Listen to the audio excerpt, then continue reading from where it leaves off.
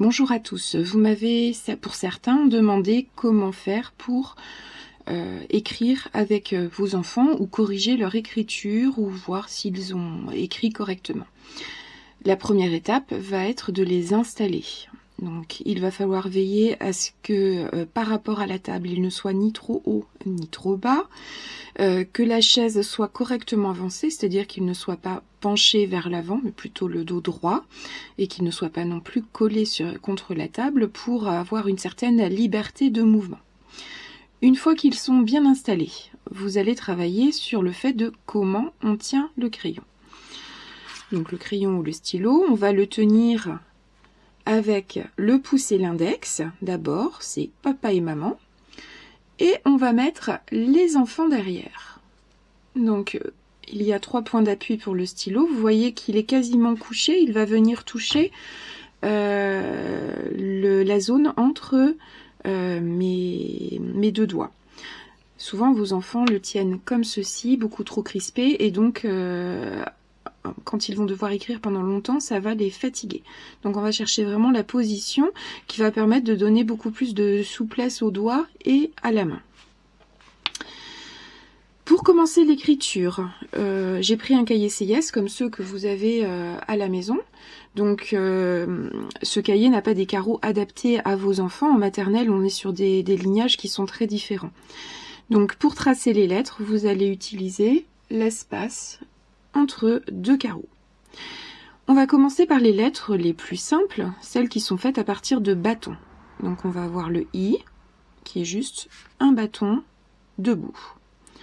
Ensuite, on va voir le L. Le L se trace avec un bâton debout et un bâton couché sans lever le crayon.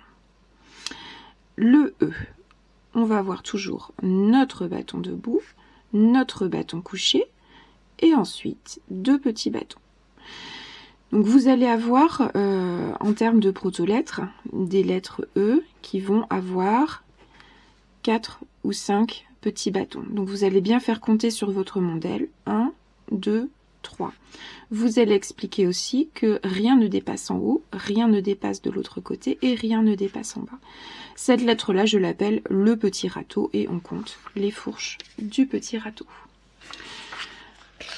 Ensuite, on ne l'a pas encore travaillé parce qu'on travaille essentiellement les lettres des prénoms et les lettres des jours de la semaine. On va avoir le F, donc avec un bâton et 2 petits bâtons. Toujours rien qui dépasse en haut, rien qui dépasse sur le côté. 2 autres lettres qui vont être travaillées aussi, c'est le T,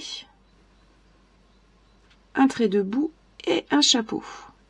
Vos enfants vont avoir tendance à faire le T comme ceci. Un bâton de chaque côté. Donc ça, il faut leur expliquer que non, c'est un seul bâton qui fait le chapeau. Et dernière lettre, qui ne posera pas de problème non plus, le H, 2 traits debout et un trait couché, toujours de gauche vers la droite. Voici pour les lettres qui se forment avec des bâtons. On va ensuite travailler les lettres qui ont des traits obliques. Alors le trait oblique, c'est le cauchemar des enfants. On a peu de traits obliques dans notre environnement. Ils sont habitués à la verticalité et à l'horizontalité, et donc les traits obliques vont leur poser problème. Pour toutes les lettres, on commence toujours à tracer du haut vers le bas. On leur explique que c'est comme la pluie qui tombe, elle vient du ciel et elle descend sur terre. Donc là, même si on n'est pas au tableau, que c'est pas en haut, on dit qu'on part du haut de la feuille.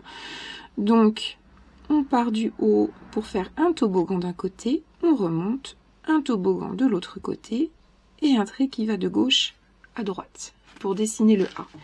Vous allez voir que vos enfants, souvent, vont tracer le A avec un trait vertical et un trait oblique, et que donc le A va être penché. Deuxième solution pour eux, je trace toujours mon trait oblique et je fais une espèce d'arceau pour tracer mon A.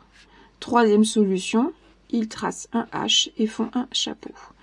Donc ces lettres-là, on reconnaît bien le A, Mais quand on est un grand, on trace le A comme ça. Ensuite, deuxième lettre avec un trait oblique, c'est le N. Je fais un trait debout, je lève le stylo